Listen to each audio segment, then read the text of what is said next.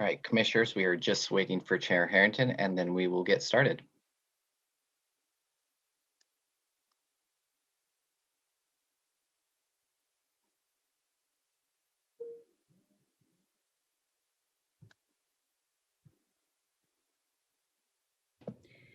Do we know when on the agenda I will be reading the letter? I will leave that up to the chair, Commissioner Treese. Thank you.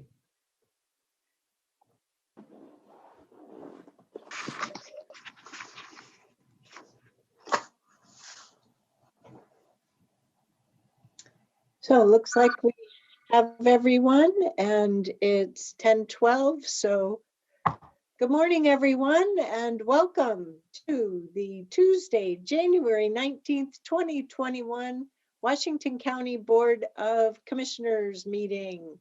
Clerk Moss.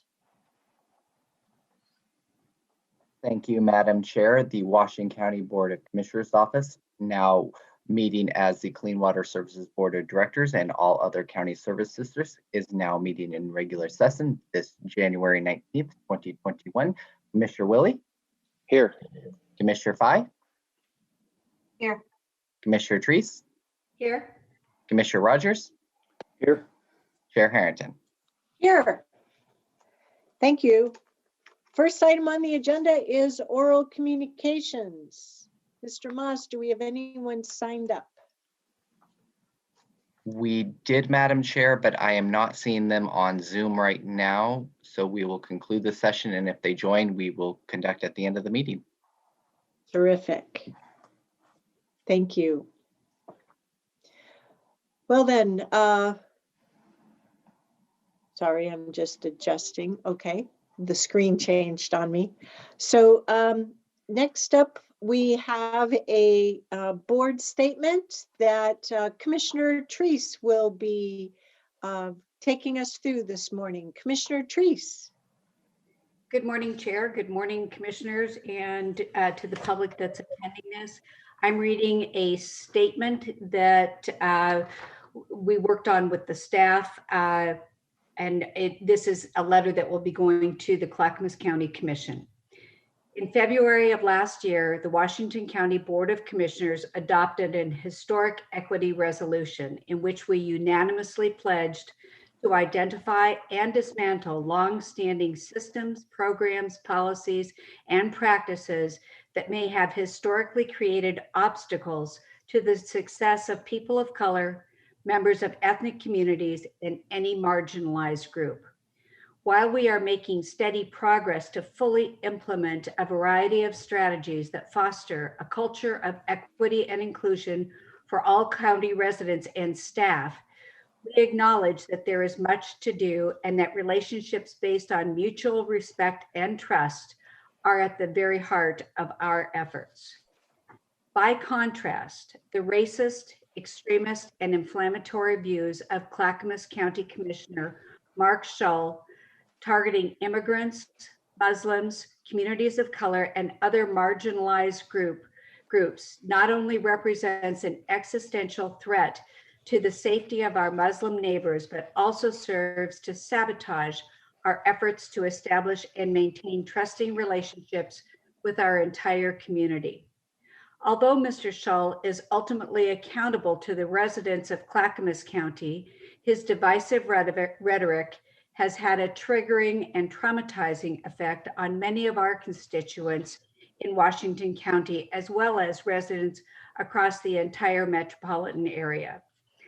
Despite Mr. Shull's most recent remarks related to increasing understanding and cooperation among all groups, his previous expressions of racist bigotry and Islamophobia are completely incompatible with public service and have betrayed public trust. His stated views render him ineffective as a partner in advancing important regional initiatives. Simply put, we refuse to work with any individual or group that espouses hateful, humanizing, and xenophobic beliefs. In light of our solemn commitment to uphold the Washington County Equity Resolution and in solidarity with our diverse community, We emphatically support the recent action of the Clackamas County Board of Commissioners to censure Mr. Shull, and we echo their call for his immediate resignation. Finally, we encourage Mr. Shull to seek out opportunities to engage with members of the Muslim and immigrant communities.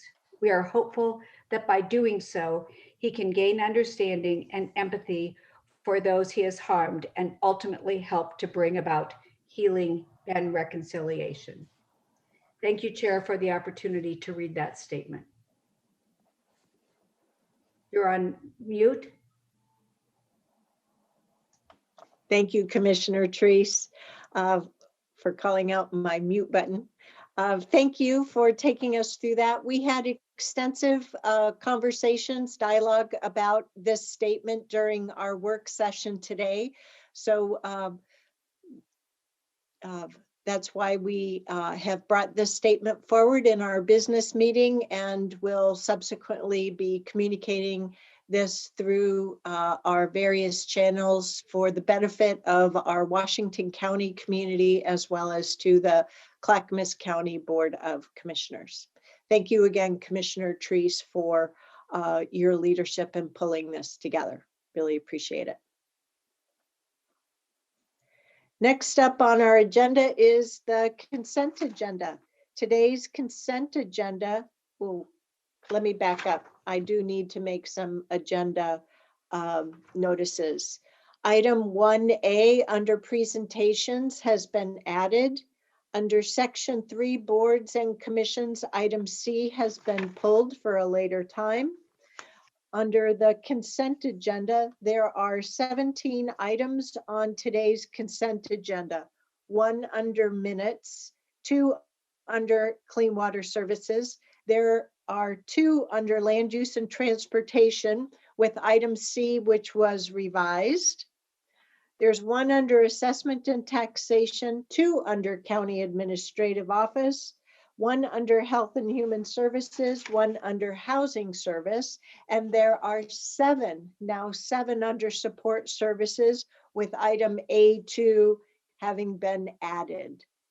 Are there any questions on the consent agenda from commissioners, or what are the wishes of the commission on today's consent agenda? Move to approve. Second. We have a motion and a second to approve today's consent agenda. All those in favor, please vote by saying aye. Aye. Any opposed? The motion carries unanimously 5-0. Thank you, commissioners. Next, we'll move on to presentations. Item A1, added a COVID-19 update with our own Marnie Kyle, I believe, our Director of Health and Human Services. It's been quite a week of activities on the COVID front. So Marty, if you could give us, as well as our larger Washington County community, the benefit of updated information, that would be awesome. Great, thank you. Good morning, Chair Harrington and board. I will give you some quick update on vaccination and hopefully answer any questions that you have. The one thing I would remind everybody is that this information seems like it's changing sometimes by the minute, but definitely new information comes out every day. And I just want to start by saying how much I appreciate the board support, but also the staff is just working day and night, right through the weekends, right through the holidays, really keeping up with the information and making sure that we're doing our best to get vaccine out as it arrives in hand. So just to start with, next slide, please. Just to start, just a quick update to let you know where we are with numbers. And you can see from this that we've been averaging right around 2,000 cases per week in Washington County. And you can see the Clackamas and Multnomah County numbers. The case rate will be updated probably sometime later today, but as of the end of last week, it was 339 0.9 cases per 100,000. So all three of our counties remain in the extreme risk category.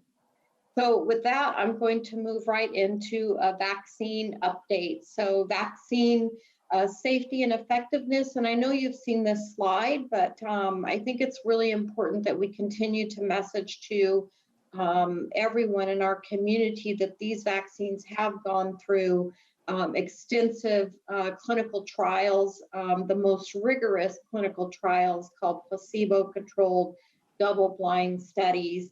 And there have been no extremely harmful side effects during those trials. And the vaccine is also very effective, as high as 95% effective once people finish both doses.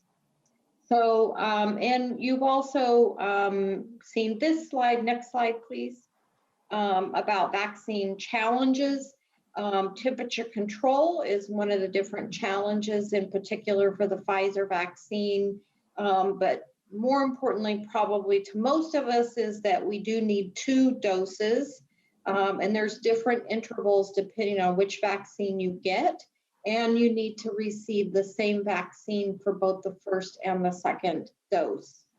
The other thing that's a challenge is that there are some common side effects. They're not severe side effects, but most people are experiencing soreness at the injection site. And in particular, what I'm hearing is that with the second dose, maybe a little bit more of a mild fever, achiness, muscle aches, those kind of side effects, but not severe side effects, nothing requiring hospitalization or anything severe. The one contraindication is that people that carry epinephrine pins or EpiPens for severe allergies, that's the one group of people that this vaccine is not recommended for. We can go to the next slide. So this is the slide. This is really busy, a really busy slide. But I think it's also, because it's available after this presentation, it's a great slide that people can come back to and really look at the detail. But what this shows is that everyone in phase 1, groups 1, 2, 3, and 4 are currently eligible for vaccination. So group 1 is the one that we've heard a lot about, which is our healthcare staff, including urgent care, skilled nursing, emergency medical providers, and our other first responders, including law enforcement.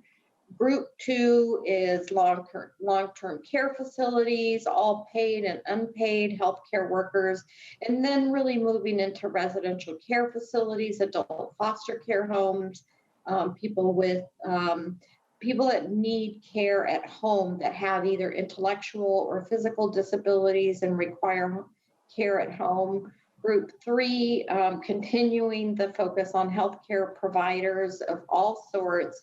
Also our non-emergency medical transport, and then caregivers, so people that are caring for parents or foster parents, fragile children or adults who live in their homes. And then group 4, really, and I'm not reading every single one, I would really encourage you and our public to, pop onto this and look in detail. And then group phase 1B, those are the groups that are scheduled to be vaccinated next. And we are moving on to group 1B, as you'll see, by January 25th.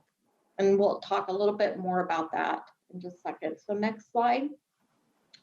So this is a little bit easier to read. Group 1B is the next group to be prioritized, and includes childcare, preschool, and K through 12 teachers and all school district staff. So that includes, bus drivers, people that work in food service, anybody that work janitors, everybody that works in the educational setting are included in group 1B, and they will be started on January 25th.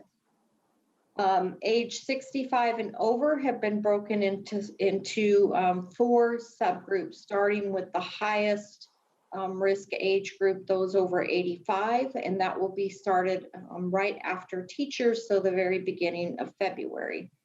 In addition to that, OHA has created a vaccine advisory committee to really create and guide additional prioritizations that's very focused on equity. So I'll go to the next slide. So a little bit more about the State Vaccine Advisory Committee. There's 27 members of this group, and I think you'll remember that there were over 300 applicants, so a lot of interest in this. They were really selected to represent the community, in particular represent communities that have been unjustly impacted by COVID-19. And this committee is formed to really help with vaccine sequencing for group 1B, once we get past those age groups that we talked about, and then help with 1C and phase 2 vaccination. They're planning to focus on ethical principles to guide the sequencing, again, focusing on communities disproportionately impacted. They had their first meeting on January 7th and issued their first recommendations last week, which we'll go over in a couple minutes as well. Next slide.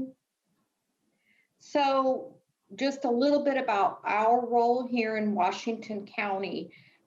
First of all, we have a big role in coordinating with the state, our regional, and our local partners, and that includes our federally qualified health centers and other community-based organizations. And this is really important because we are committed statewide and here in Washington County to really focus on how do we ensure that people that are disproportionately impacted by COVID-19 have access to the vaccine. How do we ensure that folks that it might be difficult for them to get to some of these large clinics or health system clinics, how do we ensure that they have access to the vaccines? Working with our community-based organizations, both to get vaccine clinics scheduled, as well as to get information about the vaccine, the safety of the vaccine, to reassure populations that may have less trust in government and the healthcare system that these vaccines are safe, effective, and important in protecting their health. Also working with our city and other county partners to ensure that there's geographic access to vaccine, and then the health systems on large drive-through vaccination clinics, which I'll share a little bit more about in a minute. Of course, public communication and education is another important role for the county, and coordination and distribution of the vaccine to as many providers to support those phased approaches as possible. And I'll talk a little bit more specifically about that. So next slide, please. So Washington County's vaccination clinic focus. So our focus, so we will be using our medical reserve teams, or you might hear them called MRC teams. And the MRC teams, medical reserve teams in the Washington County clinics would be focused on getting vaccine into people that would find it difficult to access vaccine from normal channels. So this will be working with our MRC as well as our federally qualified healthcare centers to ensure that there's a focus on our Black, Indigenous, and other populations of color, that those without access to healthcare, to pharmacies, or those living in poverty, homebound, those kind of access issues do have vaccine brought to them in geographically helpful positions. So one of the things, so just as some examples, this week, Washington County is expecting at the health department, health division, to receive about 2,300 doses of vaccine.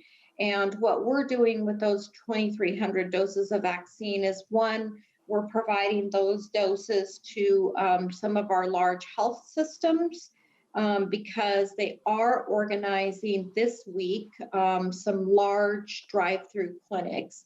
Those clinics right now are scheduled in Portland, in the Portland area. One that has been confirmed is the Oregon Convention Center, and those clinics will begin on Wednesday, and there's clinics planned for Wednesday, Thursday, and Friday. Large clinics, the health systems, our vaccine are all being combined in the metro area to offer very large clinics on those 3 days. In addition, we have been requesting more vaccine so that we can offer some other large drive-through clinics. Now, a couple of reminders. This is very, very important. This is still phase 1 group. So we are still talking about the healthcare provider community broadly, as well as EMS and first responders. Beginning January 25th, we will be offering those types of clinics to teachers and education system partners. So just a reminder that yes, there's hope. We have large clinics planned. We're moving through our phase 1, and we will be beginning our educators and then moving into the older age groups after January 25th.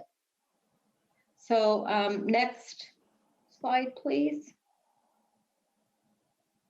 So here's vaccine challenges by the numbers. So we talked about some of the physical challenges of the vaccine.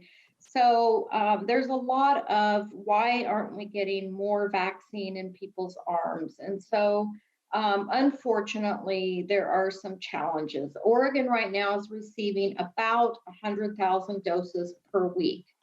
50,000 doses are for dose number 2 of the phase 1A eligible. So we're already cut in half. A quarter of those doses go to the federal pharmacy program that's really focused on long-term care and other residential facilities.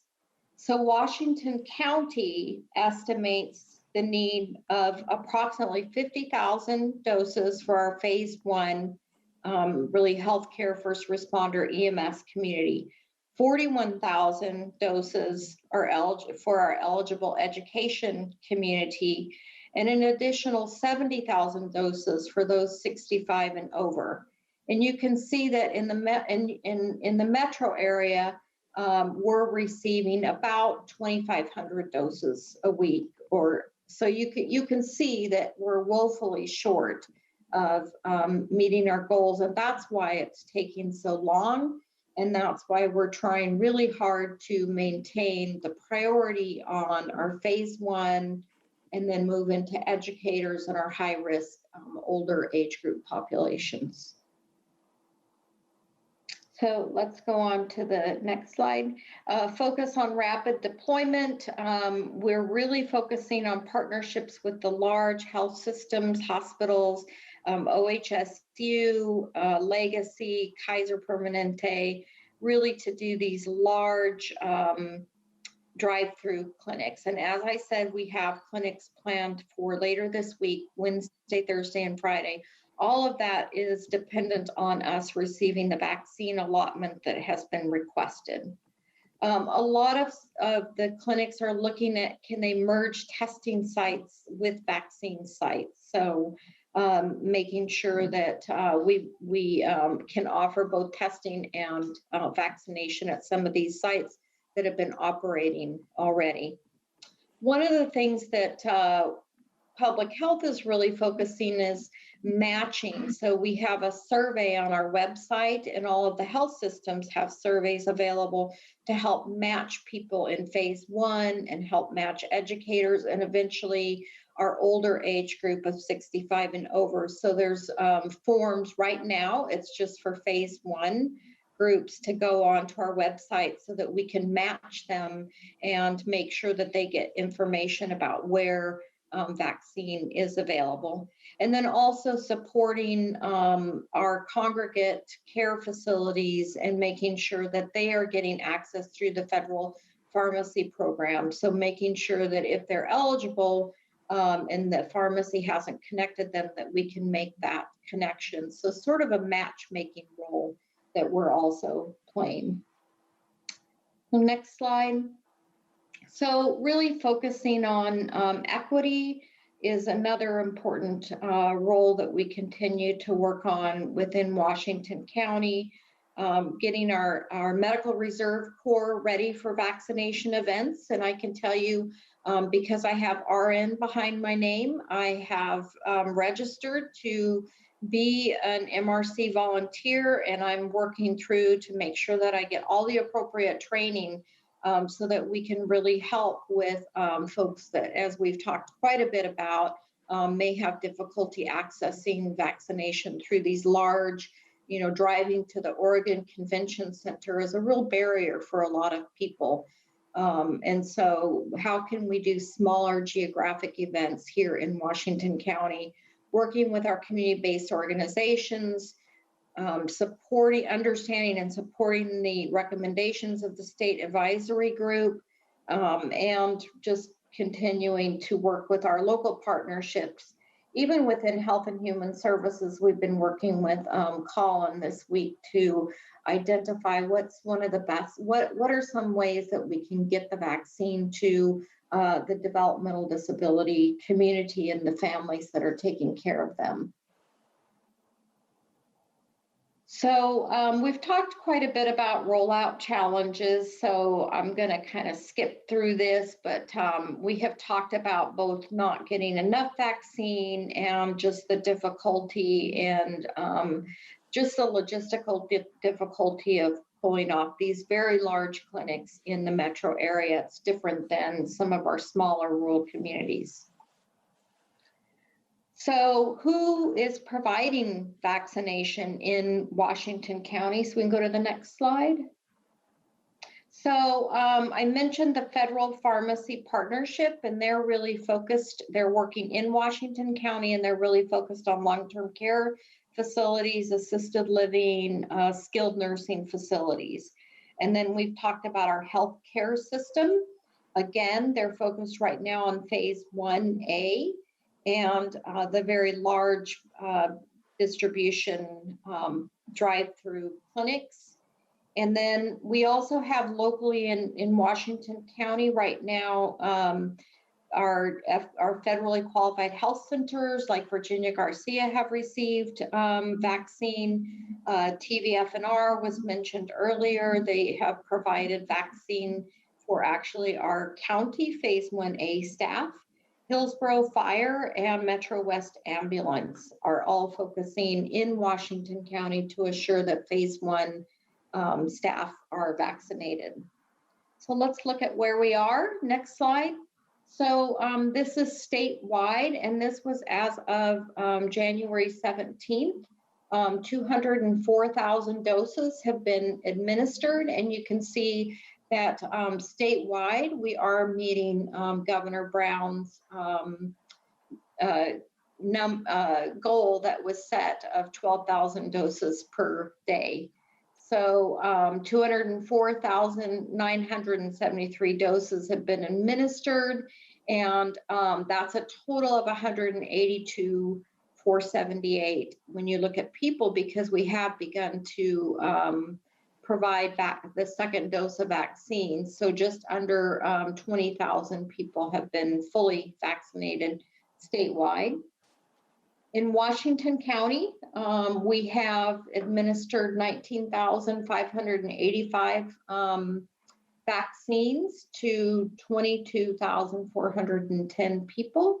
In that, we have had 2,800, just over 2,800 people that are fully vaccinated, meaning that they received their second dose of vaccine. So slowly but surely, we're getting that vaccine into people's arms as we receive vaccine.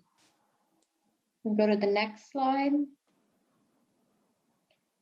So just a couple of new tools. Next slide, please. A couple of new tools that I wanted to point out. Oregon Health Authority has launched a website, covidvaccine.oregon.gov, and a Spanish website where folks can go and learn about the vaccine. And as new populations are eligible for vaccine, they can get information about where to get the vaccine, when they're eligible, and where to get the vaccine.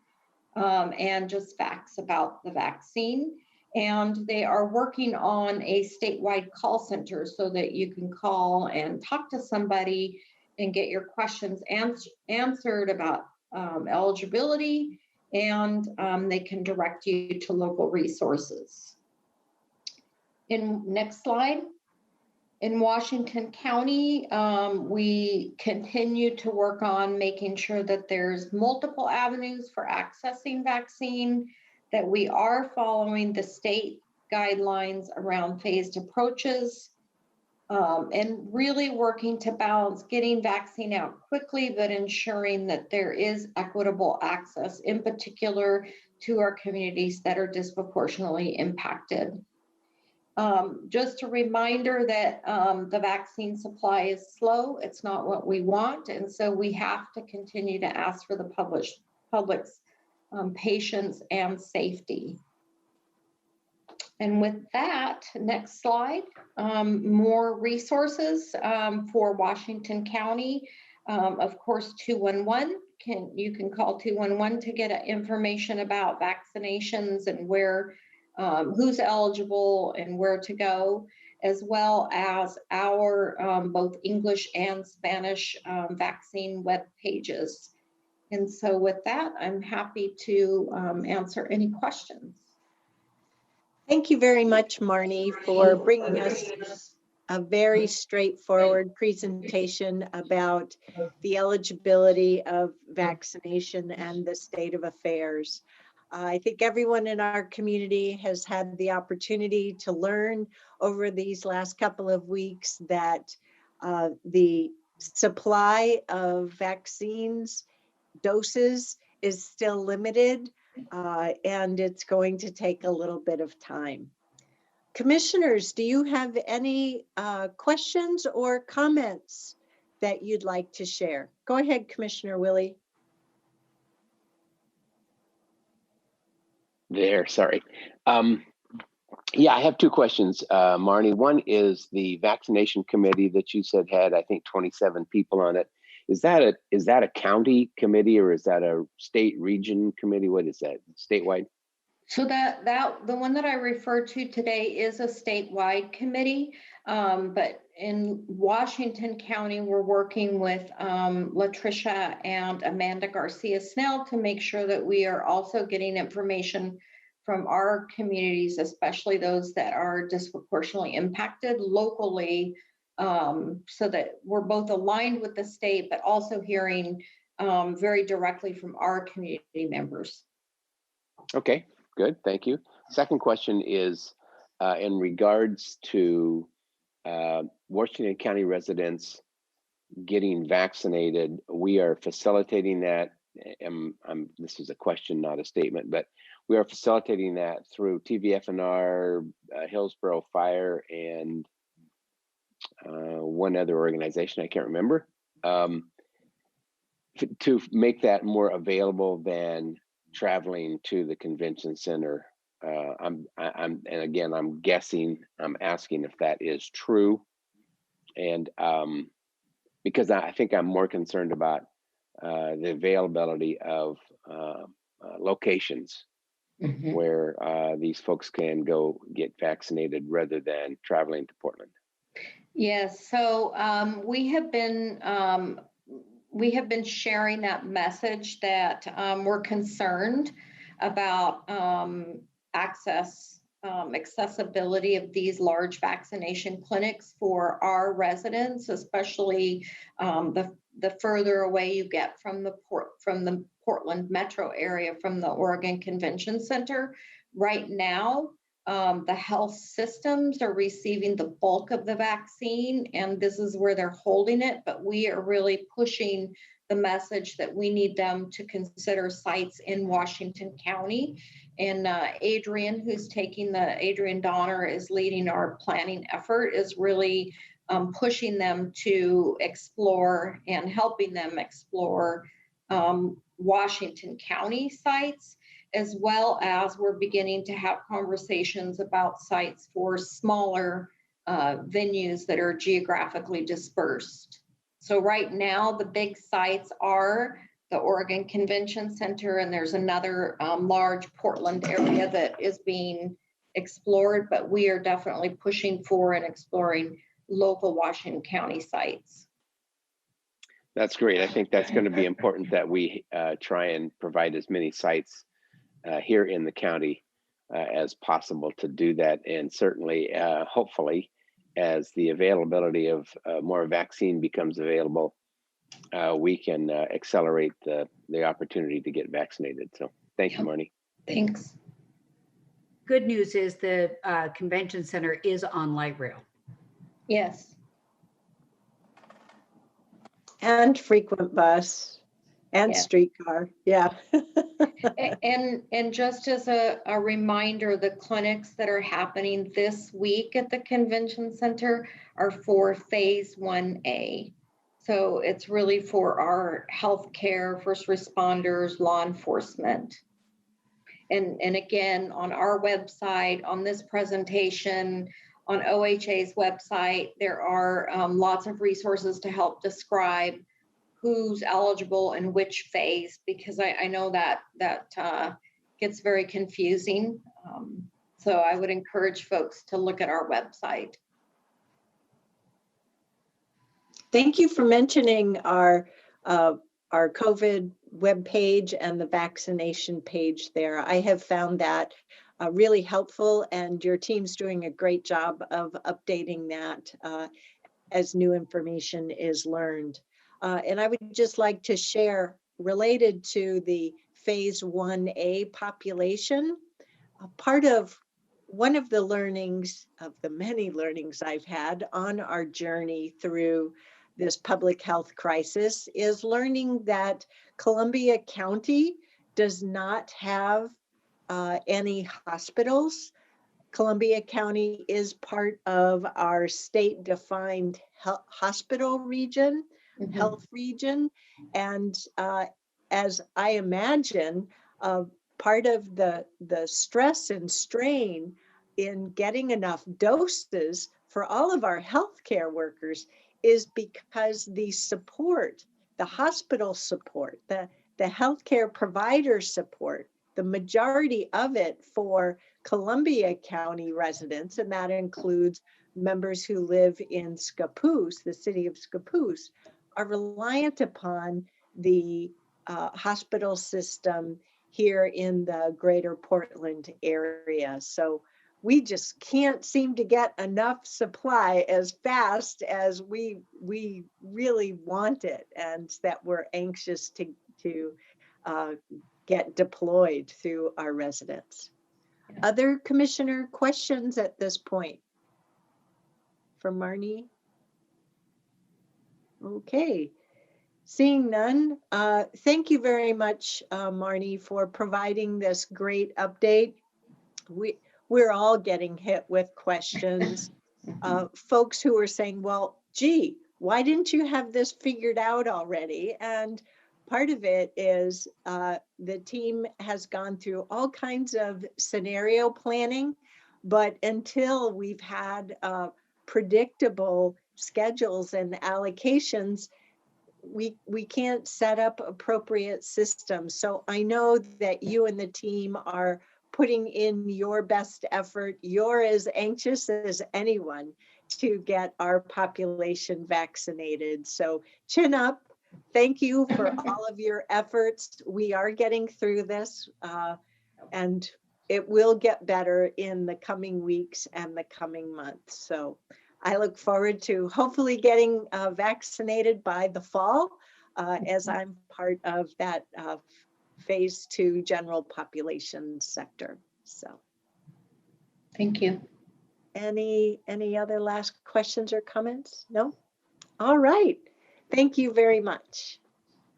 Bye. We'll move on to board and commissions. The first one is to appoint members to the Homeless Plan Advisory Committee.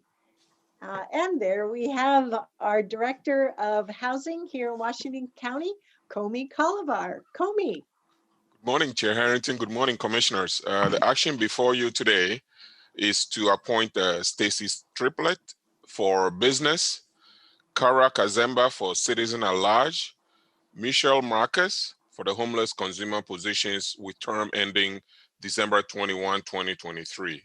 We also want 2 reappointments, one for Cassie Wedila for the philanthropy and Talia Bushbaum for hospital and healthcare.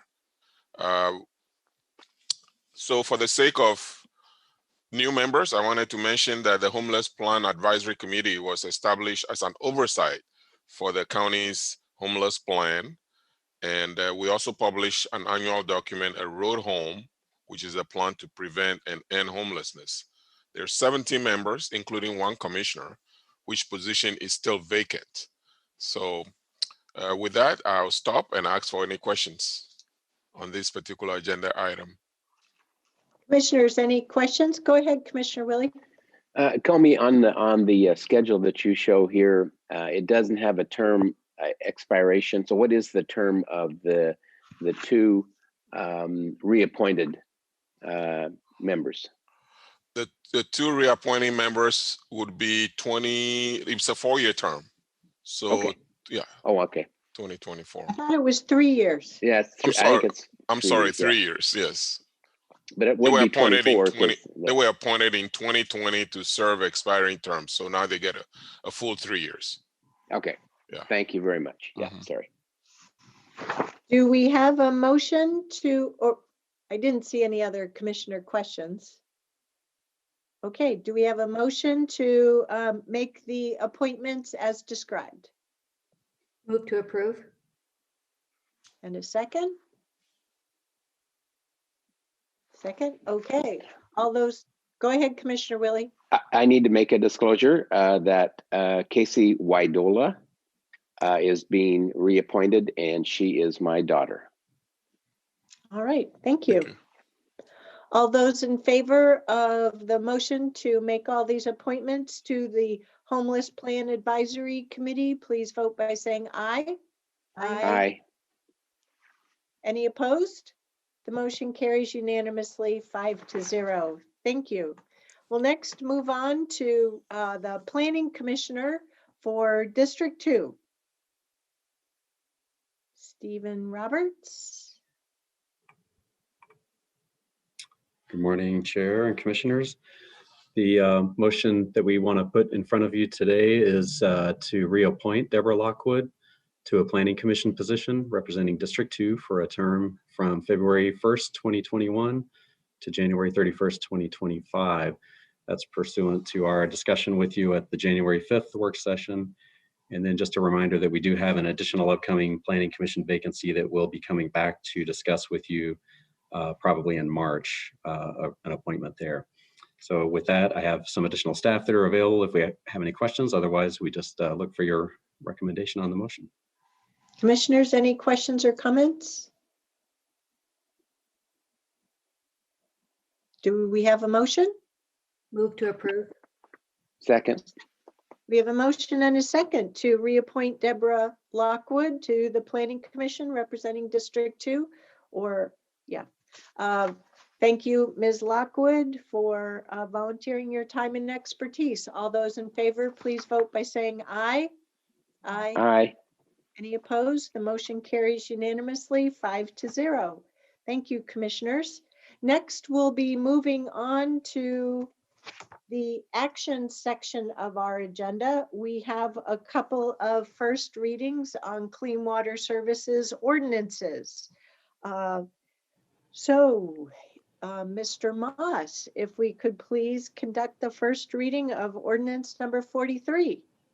Yes, Madam Chair, we have Mr. Jerry Linder to read that.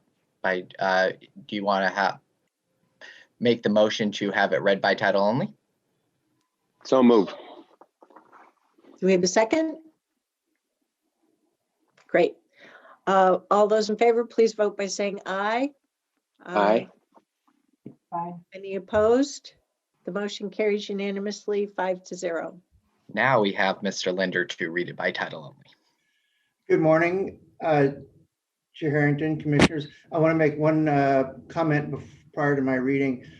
Staff requested my legal opinion regarding if they could do a single staff report for both action items. They're very closely related in terms of procedure. They just apply to separate situations. I said that legally they would be fine, but they would request the board's permission prior to doing that. Yes, we can do that, and we do that as a standard course for many such things, but we do need to go through separate readings. Correct. So we'll do the first one, Yeah. we'll get a staff report, and then we'll do the next one. Thank you, Chair Harrington. Ordinance 43, an ordinance prescribing procedures for formation of reimbursement districts in order to provide a mechanism to distribute the cost of constructing sanitary, sewer, and storm and surface water system improvements among benefited properties, and prescribing procedures to reimburse part of the cost of constructing such improvements, repealing Ordinance 41 and declaring an emergency. And also we ask to continue for a second reading and first public hearing on February 2, 2021. Okay, so we've had the first reading. Now let's have a staff report on this ordinance as well as the one that we'll get to in a few moments.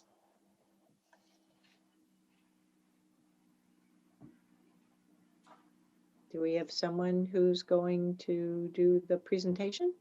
Yes, we do, Madam Chair. They will be on momentarily. Thank you.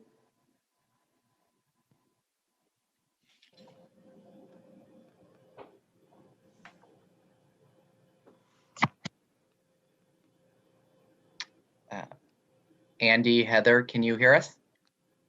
Yes, we can. Thank you. Good morning, Chair Harrington and Commissioners. My name is Andy Braun, the Conveyance Engineering Division Manager at Clean Water Services. As Jerry said, that this morning's two first readings are interrelated, and we'll be presenting both of those at the same time. These are related to the reimbursement districts and local improvement districts. With me today is Heather Spate, and she's going to program support specialist, and she will help me make this presentation. Just as a reminder, Kevin, if you can advance to the next slide. Thank you. Both of these programs are associated with cost recovery and a financing mechanism to extend services, both stormwater and sanitary services. There are a couple of items about them. LIDs, or local improvement districts, are generally initiated by the owners. They have the ability to vote on the formation or the project and the formation of the LID. And upon project completion, it results in a lien on the property. Reimbursement districts, or RDs, are generally initiated by either the developer or the district. There's no opportunity to vote the project down, but the cost of that becomes payable upon connection or use rather than as a lien and immediately payable. Next slide, please. So we have made this, we've discussed these two issues with the board a couple of times. The first one being just over a year ago in November of 2019. At that time, we described some of the challenges with the two ordinances. Because of some differences in the two programs, it was confusing to the owners who had to decide at times among the two different projects. There were outdated costs associated with the ordinances. And because of the complexity and the differences, they were challenging to administer. We came back to you in June of 2020 and presented some recommendations on changes that would address these issues.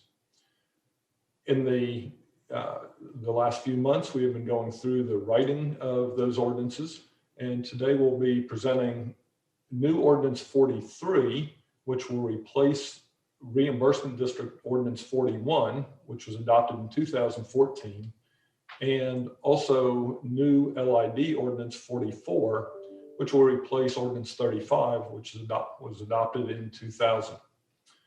I'd like to introduce Heather Spate, who will walk us through the changes. Thank you, Chair Harrington and Commissioners. The substantive changes to the RD ordinance consist of, next slide, please. Clearly differentiating developer-initiated RDs and clean water services or district-initiated RDs. Adding financial incentives for making timely connection to the sanitary sewer system, applicable to district-initiated RDs. These mirror the incentives offered in the LID program. Updating apportionment concepts. This clarifies the process that occurs when a property with an outstanding reimbursement charge is partitioned or subdivided. Clarifying information required for the staff report to the Board of Commissioners when an RD is formed. Streamlining the public notice requirements while ensuring that information is accessible to affected parties. Next slide, please. Revising the private plumbing financing provisions. This includes raising the maximum financing amount to $10,000 to reflect current construction costs, and allows the time to connect and it allows adjustment of the maximum amount as costs change over time. The revision extends the time to connect and utilize the private plumbing financing provision from 6 months to 1 year, matching other program timeframes to reduce confusion. Next slide, please. There are fewer changes to the LID ordinance. Primarily, these changes update costs and bring program elements into alignment with the RD ordinance. Changes include differentiation between sanitary and stormwater connections and incentives, clarifying information required for the staff report to the Board of Commissioners when an LID is formed, updating the same private plumbing financing provisions provided in the revised RD ordinance. Next slide, please. Thank you, and I'll turn it back over to Andy Braun. Okay, thank you. We've scheduled a public hearing for February the 2nd to conduct the second readings, hold the public hearings, and adopt these ordinances. We really appreciate the Commission's involvement in working through these ordinance changes with us. This concludes our staff report, and we'd be happy to respond to any questions that the board has, or either now or following the public hearing on the 2nd. So Commissioners, I just want to check at this point, are there any questions that you might have on either of these ordinances for changing the reimbursement district particulars or the local improvement district particulars? Commissioner Rogers, go ahead. Andy, I know that most of this was language differences and differentiation, but there is a cost effect to some of this. Can you quantify what that is? You took the 10,000, for instance, the private side reimbursement, but what's the total cost? So a couple of cost implications. They're fairly minor. One is on reimbursement districts. We are now offering the incentive program that did not used to be part of the reimbursement district program, but it aligns it with the LIDs. The second change, which you referenced, is the private plumbing. And actually, this is not truly a financial impact to us. This is where residents who connect within that first year now have the opportunity to finance their private plumbing charges through us. So they will eventually pay that cost back. We will front the money for them. They will pay it back to us along with interest over the same financing terms as the project.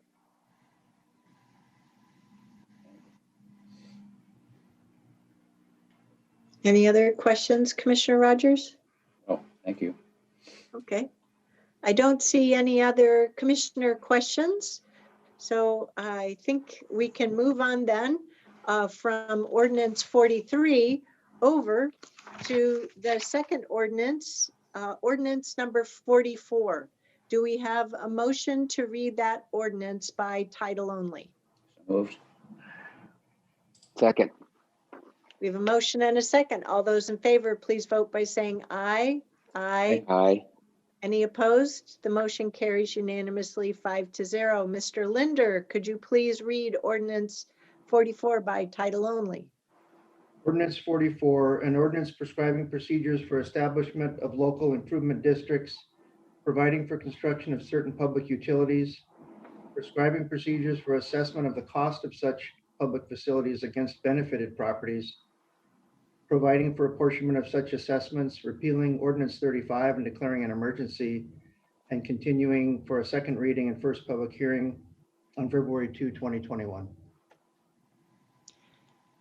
So we've had the first reading on both of these ordinances now and the staff report combined on the two. Are there any specific questions on this ordinance 44? No? Okay, so what this means is in 2 weeks' time, we will have the second reading as well as a public hearing.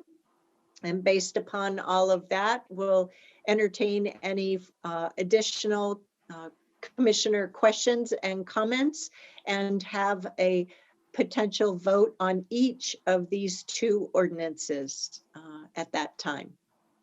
Any other questions on this at this juncture? No? Okay. Seeing none, we'll move on to the second oral communication section of this meeting. Mr. Moss, there you are. Do we have anyone signed up? Yes, Madam Chair. So our first person has joined us, so we will start with them. Pat Goodell, can you hear us? Yes, I can. Please go ahead for up to 5 minutes. Okay, well, I was not expecting to be so soon. We've talked to Pam about the situation in Thompson Highlands, and there's a Thompson Road curve that is very dangerous, and it's been noted since about 1990 with propositions to have it realigned. There are concerns about the neighborhoods that have gone in and the growth of population here. The accidents will continue to be more serious and more prevalent. And we would like to pursue realignment of that road. And I realize there are some barriers to that. And in lieu of realignment, that will be our priority, is to have the road realigned. But if that's not possible at this time, we would like to have consideration given to some additional measures to prevent vehicles from losing control on this sloped curve and the adjacent Northwest Hibbard intersection. We're wondering if the county could consider reducing the speed limit further on this roadway, or possibly upgrade advanced warning signs and or paint the roadway with advisory markings or chevrons. And although there hasn't been any icy weather this year, where there usually is, and possibly some high friction surface treatment that would be helpful when the snow and ice does come, and that the type that's demonstrated to withstand winter road maintenance. There's also possible speed bumps as an alternative. East on Thompson Road, there are a number of speed bumps that have helped reduce the speed on the curves that are on that part of Thompson. So I think that is pretty much summarizes my portion of what I would like to suggest for the Thompson curves.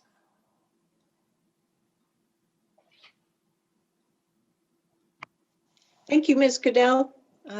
Commissioners, various members of the commissioners have received requests through constituent communications about this subject. So we appreciate your bringing those comments to life by testifying at today's meeting. Thank you. Mr. Moss, do we have anyone else signed up? Yes, we do, Madam Chair. We have Mr. Dale Feek.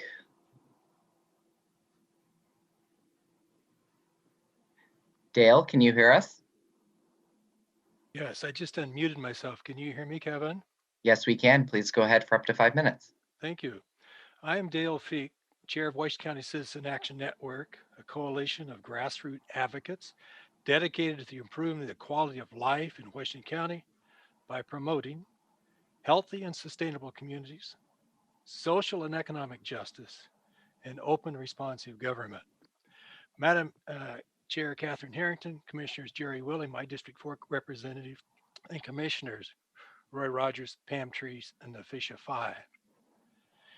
I sent you 2 emails, but after listening to your work session today, I'm going to expand my comments to 3 comments instead of just the 2 that I've already sent you emails on.